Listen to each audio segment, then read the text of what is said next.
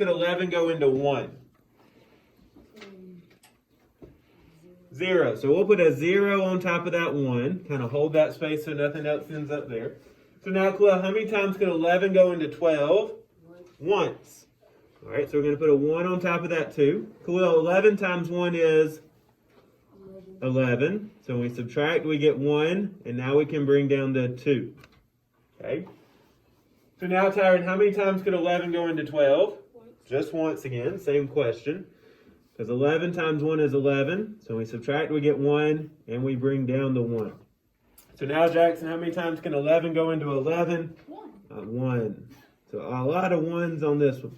Now, our answer, though, is not 111. How would we say our answer with the decimal in the correct place? Marlene?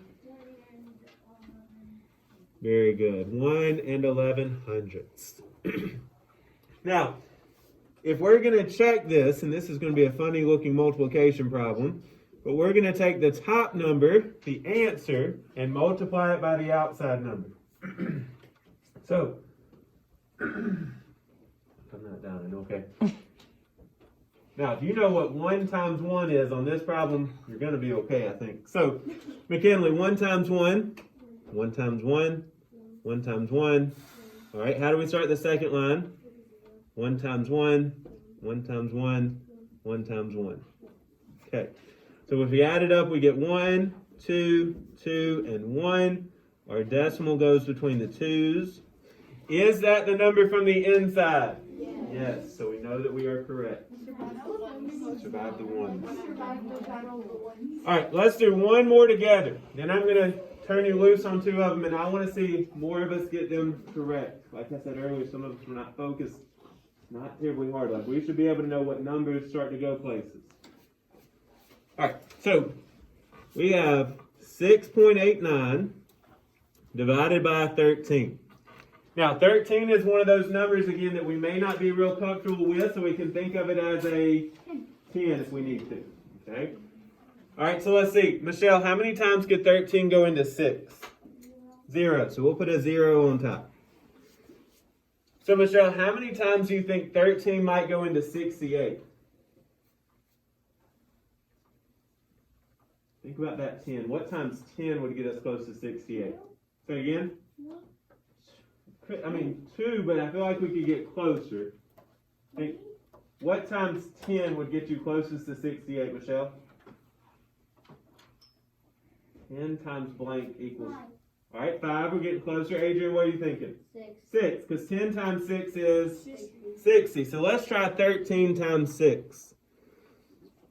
Okay, so 6 times 3 is 18. Carry the 1. 6 times 1 is 6, plus 1 more is 7. Can we use 6 right there? No. But we know we can't use 6. So now, Adrian, we know we can use what? 5. So finding the wrong thing sometimes is just as helpful as finding the right thing. Okay, so 5 times 3 is 15. 5 times 1 is 5, plus 1 more is 6. Can we use 5? Yes, it is really close. So we subtract and get 3, and we bring down the 9. Okay? Now, you might be able to take a peek back at letter A on this one, because they're both dividing by 13. So, McKinley, what times 13 got us closest to 39? 3, because 13 times 3 was 39. So they helped us out a little on A and B.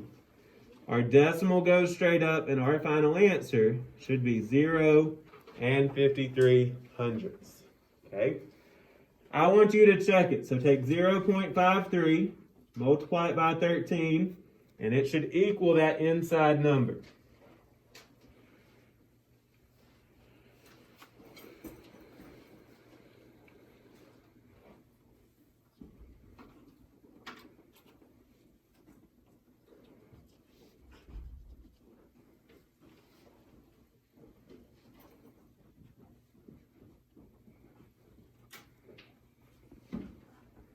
All right, so Peyton, 3 times 3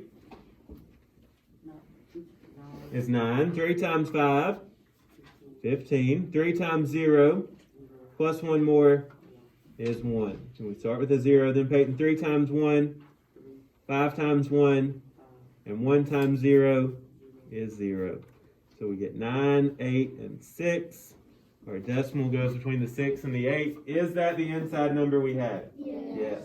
Now, you're going to have a test on this next week where you have to do the same two things. You have to divide and be able to check it. So remember, when you check, you take the answer and multiply it by the outside number.